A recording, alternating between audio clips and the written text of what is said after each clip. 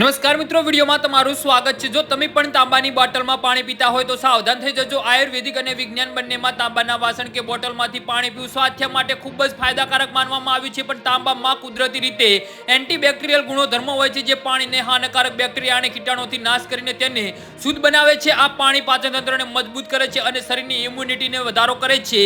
જી હા મિત્રો, અત્યારે હાલના સૌથી મોટા અને મહત્વના સમાચાર સામે આવી રહ્યા છે। જો કે મોટા ભાગના લોકો આ બોટલનો ઉપયોગ કરતી વખતે ત્રણ મોટો ભૂલી કરી બેસે છે, જેમના પેટ અને પાચન સ્વાસ્થ્ય માટે ભારે પડી શકે છે। જી હા મિત્રો, તો સમાચારમાં વધુ વિગતવાર વાત કરીએ તો ઘણા લોકો તાંબાની બોટલમાં ગરમ કે ઉકળેલું પાણી ભરે છે। આમ કરવાથી પાણીમાં તાંબાની રિસાવાનું પ્રમાણ વધી જાય છે, જેનાથી સમય જતાં શરીરમાં તાંબાની માત્રા જરૂરિયાત કરતાં વધુ થઈ શકે છે।